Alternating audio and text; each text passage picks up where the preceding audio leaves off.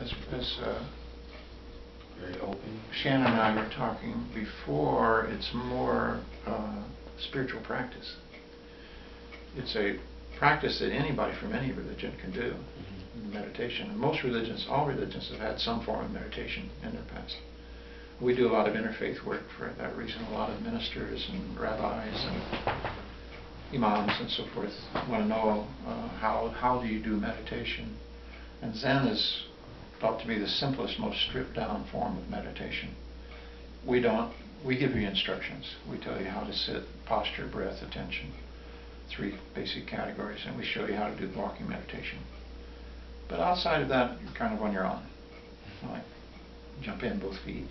Then as things happen, as you start to have experiences or realizations or confusion, then you come into a situation like this and you ask questions. It's an interview process we provide. It's called Dokusan, Japanese. Dokusan, D-O-K-U-S-A-N. It's, I don't know literally what it means, but it's just kind of one-on-one interview. So on Sunday mornings when people come after the first period at 9:30, they can start coming in here one at a time and ask questions and stuff. If I'm here, I answer. If I'm not here, one of the other senior teachers will try to answer. So that way you you do your own practice, right? But you have somebody to turn to when you run into something. So we think of it as a little more like coaching. You know, if the athlete isn't doing the work, it's not going to work. So what do you exactly coach people on? How to sit, posture correction, confusion that arises in the mind, and the teachings around those ideas that we think are clarifying from Buddha, from China, from Japan. So what do you think his like most, I guess, influential teaching would be? What Buddha's most? Well, the one that's usually pointed to is form is emptiness, which is kind of a mind blower if you think about it. It's like E equals mc squared. You know, matter is energy. It doesn't sound very comforting to think that the form that we experience, the appearance of our own reality, our own consciousness, is actually empty at base, right? That's kind of scary. We want to think something solid is there, right? But Buddhism points out that everything is impermanent, everything is imperfect, you know, especially from a human perspective. Everything is insubstantial. And a physicist would tell you the same thing. You know, a physicist would say that this table, it seems to exist now, and we call it a table. But we know it's made of wood, which came from trees. And so this used to be this stuff used to be trees, right? In the future, something will happen, the place might burn down, this will be gone, be something different. So everything is changing, and that's one form of impermanence. Or emptiness. Emptiness by virtue of being impermanent. So human beings are caught up in this kind of change in the universe. Sometimes referred to as dukkha, which roughly translated means suffering. It's a Sanskrit word. But it's only suffering, in a sense, from a human perspective. We don't want certain things to change, right? We don't want to grow old.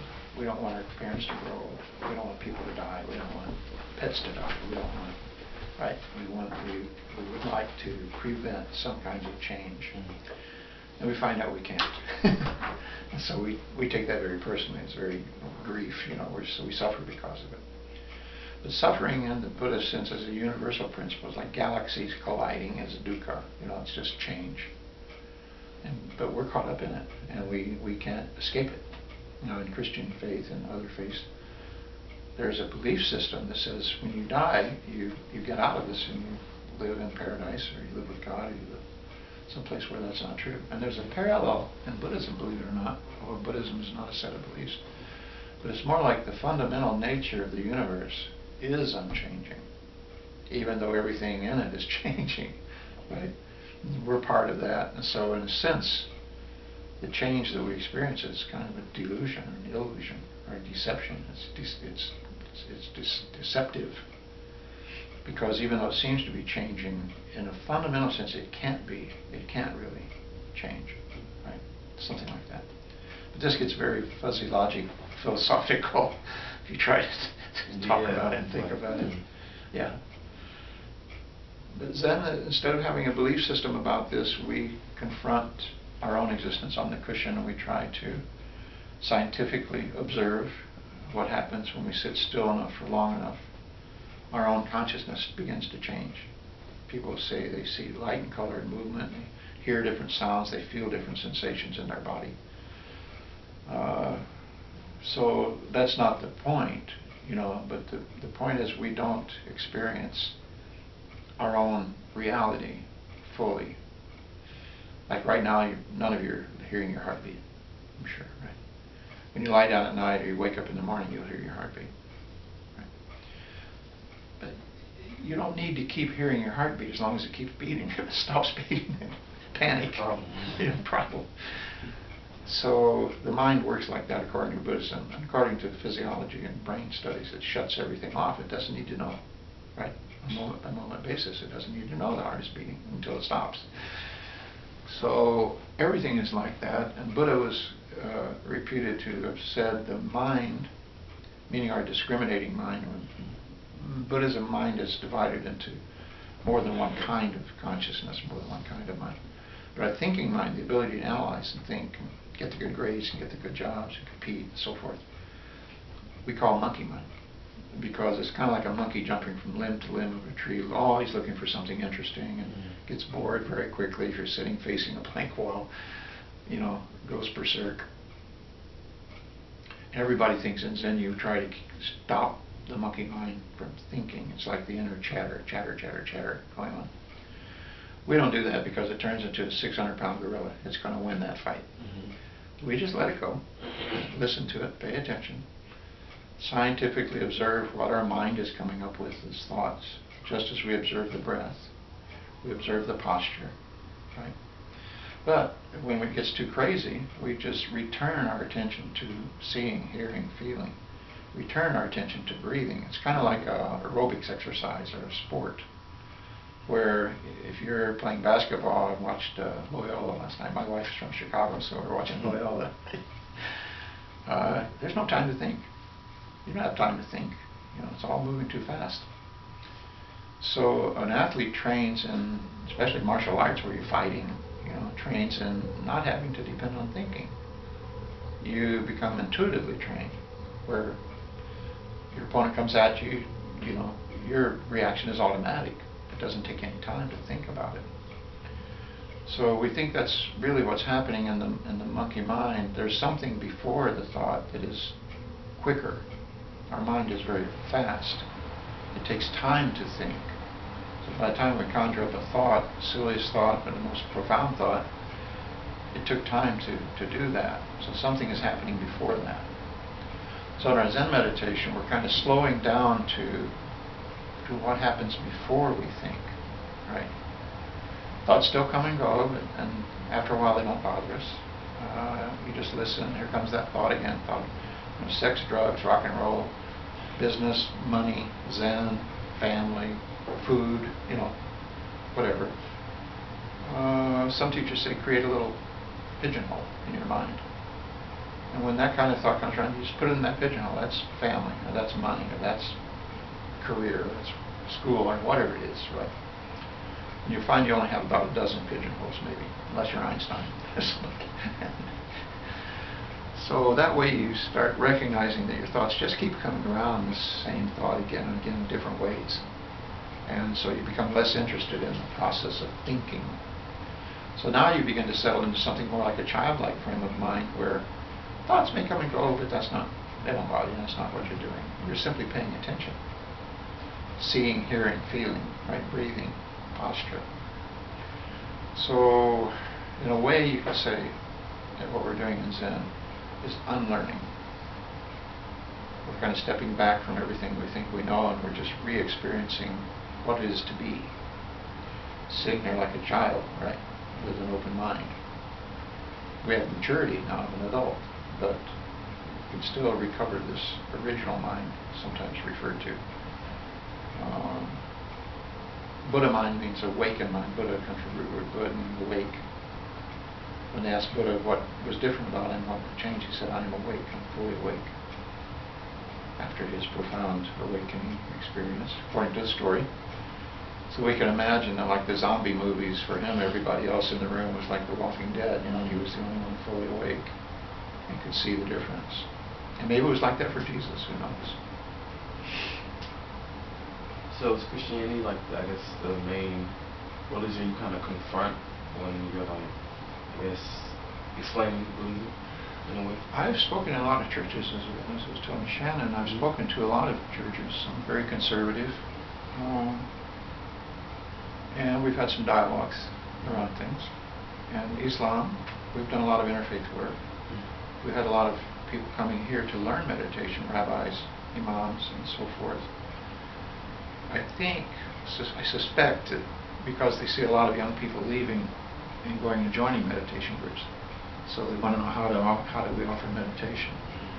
But we're kind of the experts in meditation. Zen, we think, is the simplest, stripped down, irreducibly simple form of meditation. You just sit still enough, long enough.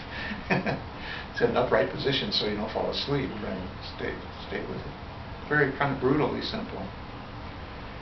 But we teach them that, and they practice meditation with us, and hopefully they carry it back to their congregations.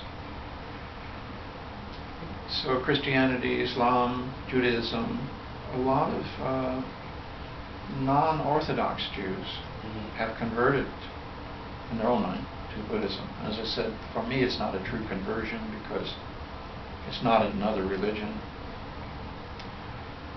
Buddhism doesn't really contradict the tenets of religions. We don't engage in that debate. There are definitely places where a belief system would not be supportable under a Buddhist analysis. That answer? Yeah, that makes sense. Yeah, definitely. So it's not really religion, though. I don't think so. I think it could become your personal religion. But Buddha was not a Buddhist. Christ was not a Christian.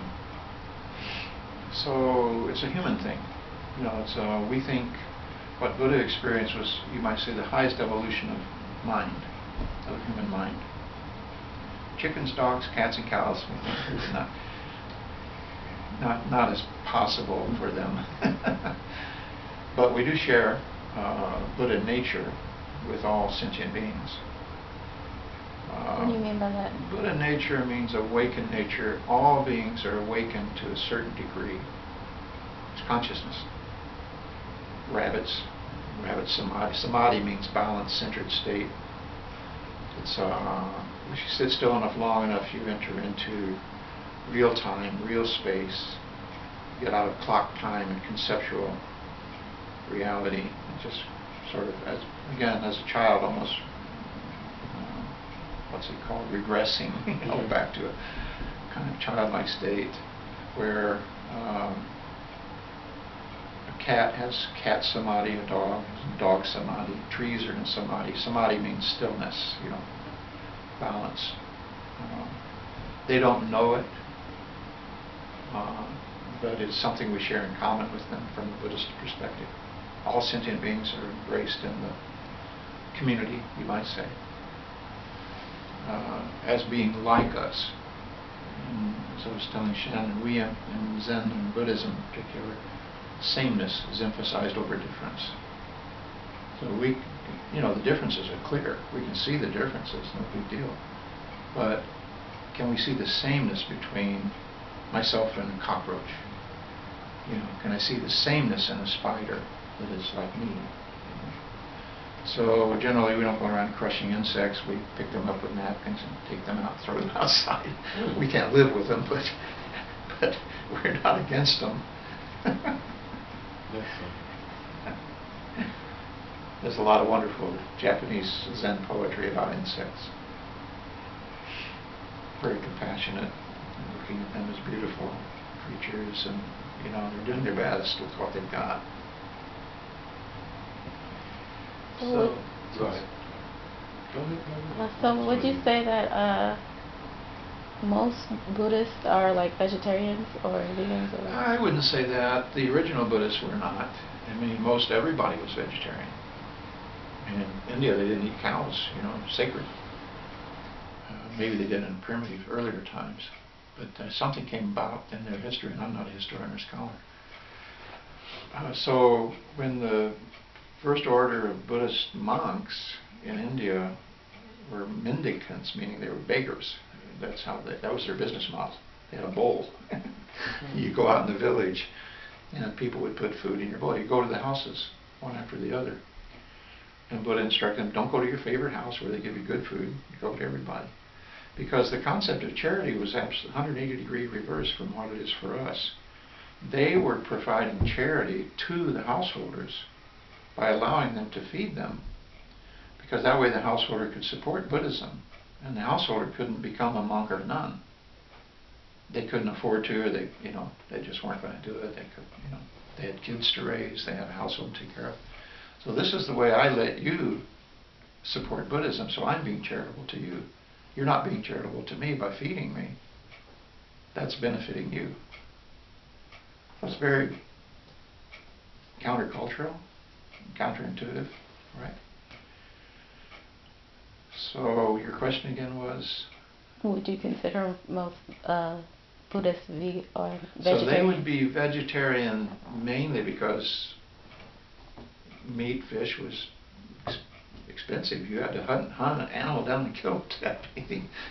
And maybe they had chickens, who knows, in their backyards, But now we have chicken not only in every pot, but every meal. You can eat meat 3 times a day, which is very unhealthy.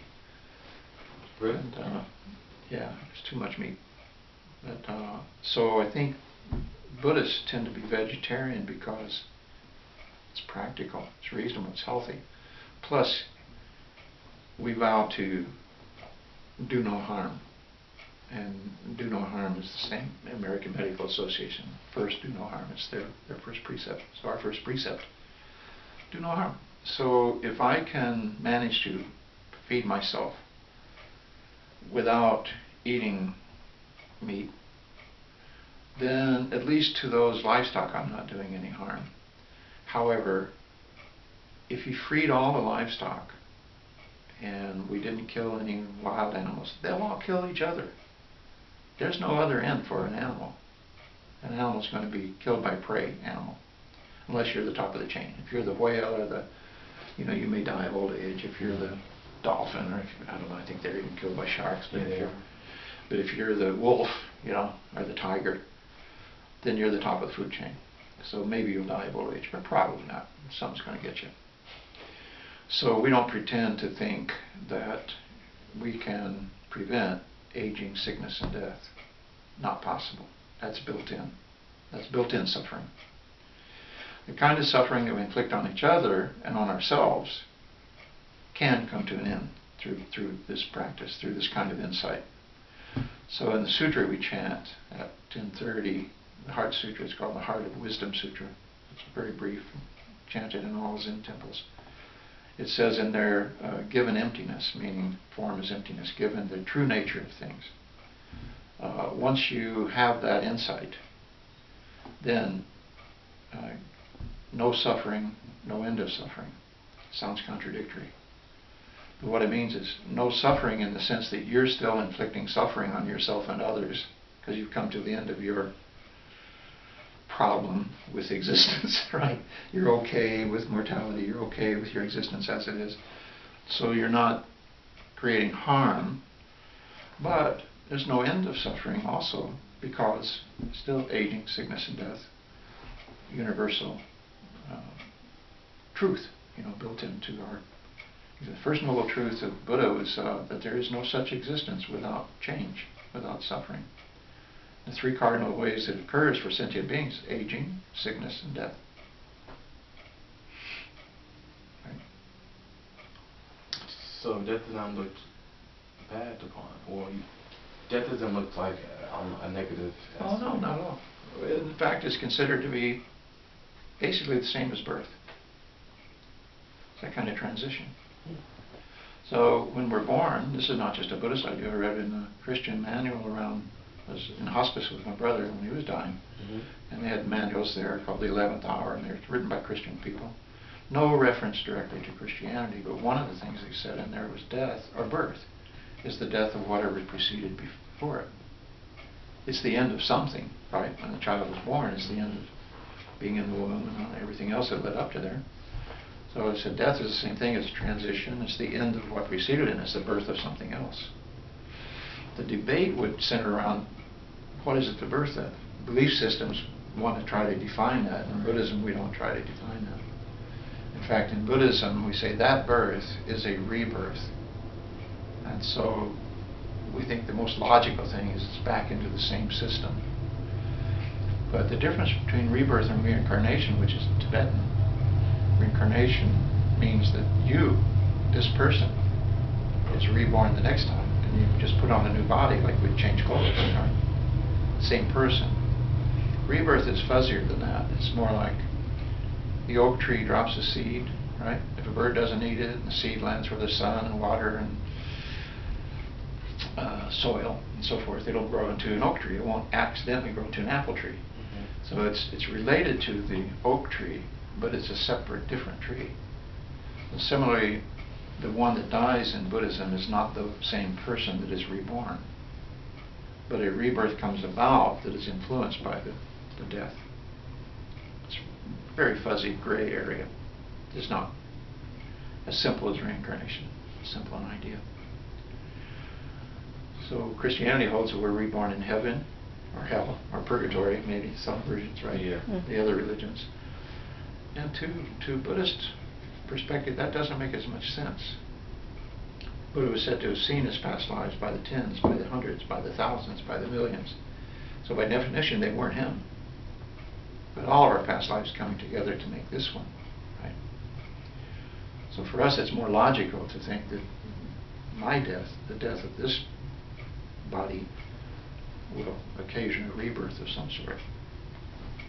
So you're saying it's like a separate consciousness from your past lives? Yeah, it's a lot of stuff around that. They say this is the cause consciousness from the past life that influences the effect consciousness. So everybody's got some things they can't explain, right? The Dalai Lama said something funny. He said, you've heard karma. Karma comes from the root word kur means action. Like Newtonian physics, for every action there's an equal and opposite reaction. It's not quite that simple, but for every action we take, there are consequences. If we keep breathing for 5 minutes, the consequence is we live. If we stop breathing for 5 minutes, we'll probably die.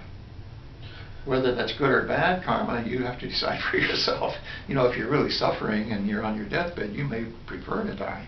So it would be good karma for me to die. If you're a young, healthy person, no, that's bad karma. I'd rather live. So it's kind of relativistic that way. But the Dalai Lama said, one thing we can't understand about Western mentality is you insist that everything be accountable in this lifetime, from birth to death. He said, for us, that's like losing something at home and insisting on looking only in the kitchen. When it could be in any room, any other room in the house. So we don't try to resolve that, what happens after death. You know, Zen or Buddhism, Zen in particular, there are many forms of Buddhism, so I can't speak for all of Buddhism, but Zen, as I get it, just focuses on this life. You know, even though we don't try to account for everything in this life, we say some things that happen in this life, that good things happen to bad people, bad things happen to good people. Can't explain. Children die in the crib. You know, these are meant to be understood as consequences we don't control. You know, what we can control is really very limited. So if a child dies as a baby, or a young child dies, they're regarded as a bodhisattva. Bodhisattva means enlightening being. They're showing you the impermanence of life by dying. So they're kind of like a sacrifice for everybody else to learn from.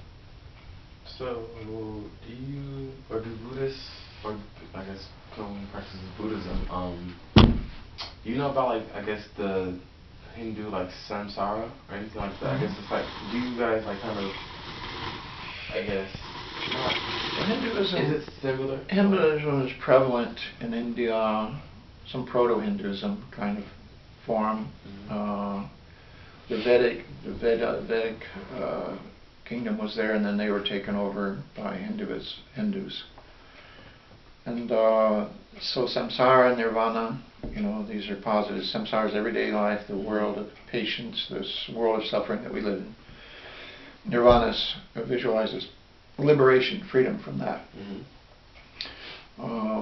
And so samsara and nirvana are terms that predate, I'm sure, Buddhism. Many of the teachings of Buddha, he used the language of the time. He was teaching in a Hindu context. So if I teach in a Christian context and I want to try to explain the difference, I have to use Christian terms too. So his teaching often sounds like Hinduism. But he was saying, for instance, they had Atman or Atta, the Atman as the soul, was their name for the soul. And they visualized it as the real entity that's sort of inhabiting this body, like the driver of a car, and will survive death and enter another body in the next lifetime and keep going on that way. And Buddha said, I find no evidence of that in my experience. He said, when you take the chariot apart, this was his metaphor, you lay all the pieces out, there's no chariot. It's only in the assembly of the chariot that the chariot exists. So he was referring to his self. He was saying, this is just an assembly of all of this. That's what this is. And when this disintegrates, there is no self left. There is no self at the middle of it that's independent of it.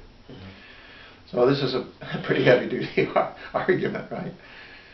So samsara, however, is being everyday life, world of patience. This is our training ground, you might say. The Eightfold Path in Buddhism, right view, right thought, speech, action, livelihood, effort, mindfulness, meditation. Those 8 points, speech, action, livelihood, are outer conduct.